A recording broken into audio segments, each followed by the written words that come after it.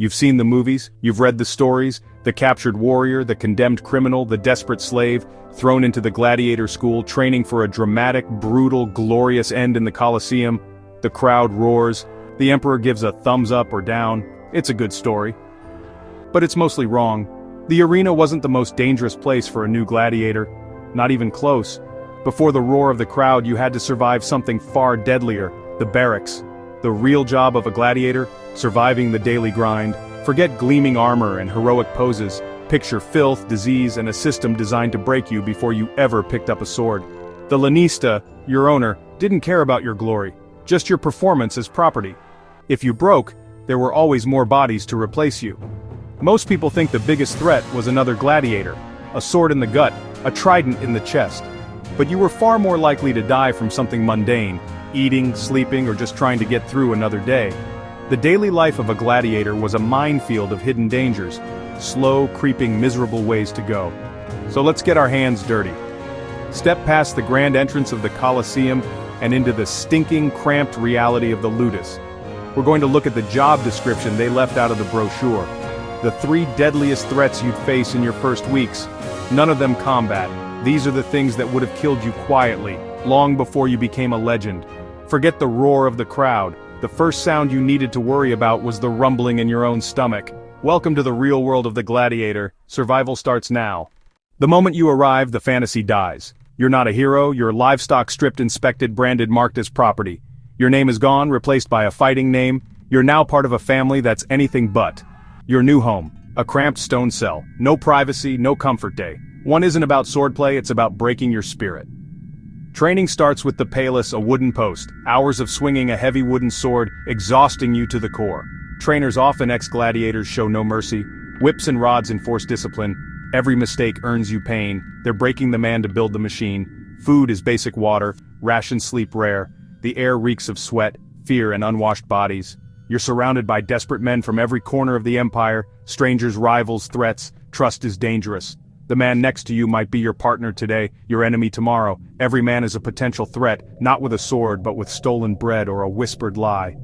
As night falls, you collapse onto a straw pallet body, aching, mind reeling. The barracks hum with coughing, groaning, quiet weeping. No escape, no peace. The iron gate reminds you you're a prisoner. You haven't even thought about a real fight yet. But as you lie in the dark, you realize the fight for survival has already begun. The arena is the least of your worries. The real battle is here. Think gladiators ate like athletes? Think again. They were called barley men for a reason. Your main food was bland barley and bean porridge. This wasn't about nutrition, it was about fattening you up for the crowd's entertainment. The carb-heavy diet made you fat, not strong. It also made you sick. Lacking protein and nutrients, your body struggled to recover from brutal training. Your immune system was weak, leaving you open to every sickness in the barracks. But the real danger was invisible parasites. Food and water were often contaminated. Roman sanitation was a myth in the ludus. Every meal was a gamble, moldy grains, dirty water, and intestinal worms. Archaeologists found gladiators riddled with whipworm and roundworm. These parasites stole what little nutrition you got, leaving you weak, anemic, and exhausted. Training with a gut full of worms? Every swing felt heavier, every command harder. Trainers saw your weakness as laziness, not illness, so you got punished harder. The worse you felt, the more they pushed, and the weaker you became. This wasn't a glorious battle. It was a hidden war inside your own body. And it was a war you were almost certain to lose. The first killer wasn't a sword, it was what you ate, or what was eating you. When you weren't training, you were often in chains. New recruits were high flight risks, so you were shackled, heavy iron manacles on wrists and ankles. The chains chafed your skin raw, creating open sores that quickly became infected in the filthy barracks.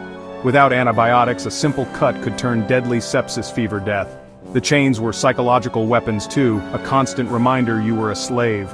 Every clink crushed your hope, your sense of self. Depression and hopelessness spread, some men simply gave up. The chains made you vulnerable. If a fight broke out, you couldn't defend yourself. You were a slow, easy target. Sometimes the chains meant to protect you got you killed. You were trapped literally and figuratively in a system designed to break you. Even the tools of your imprisonment conspired to destroy you. The threat wasn't just the arena, it was every moment in the barracks. Survival meant enduring the chains, the wounds, and the despair, and most didn't.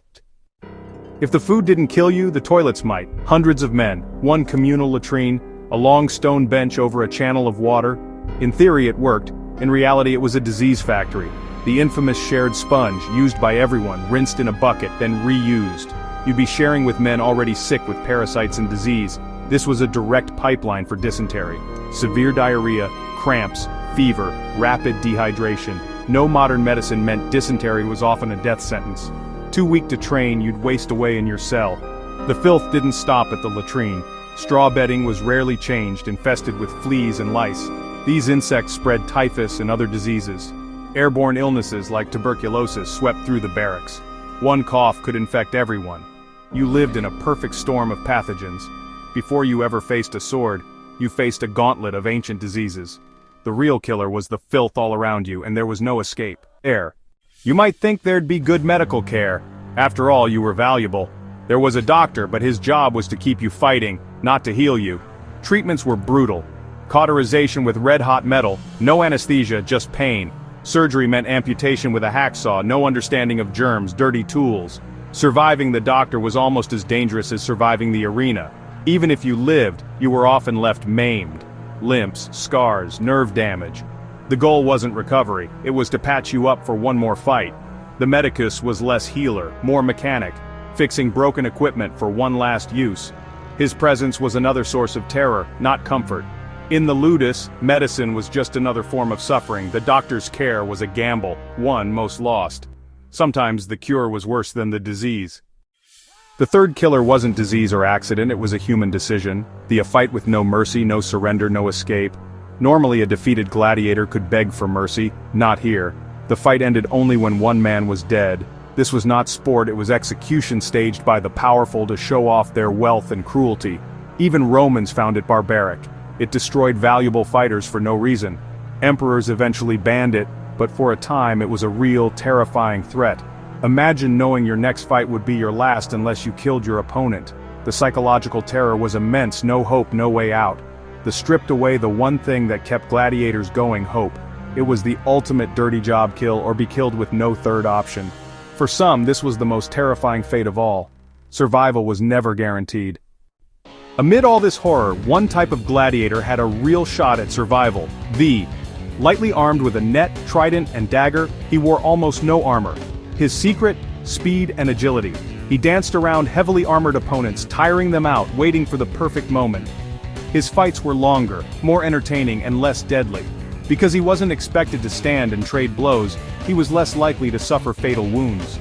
If disarmed, he often earned mercy for his skillful performance. The crowd loved the chase, and a live crowd pleaser was worth more than a dead one. They survived by playing the system, not by brute force. The least armored, weakest armed fighter was the most likely to walk away. It wasn't about strength, it was about understanding the rules. He was the ultimate survivor in a world built on death. But even he couldn't escape the system forever.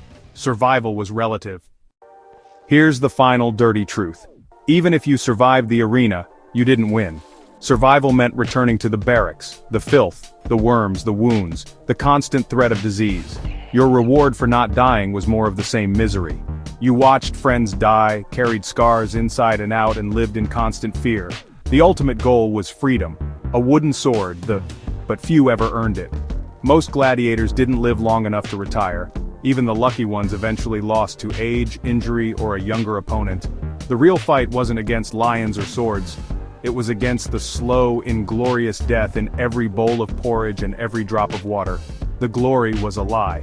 A marketing campaign for one of history's dirtiest, most brutal jobs. The real battle was survival, and almost no one ever won. The myth of the glorious death? Just that. A myth.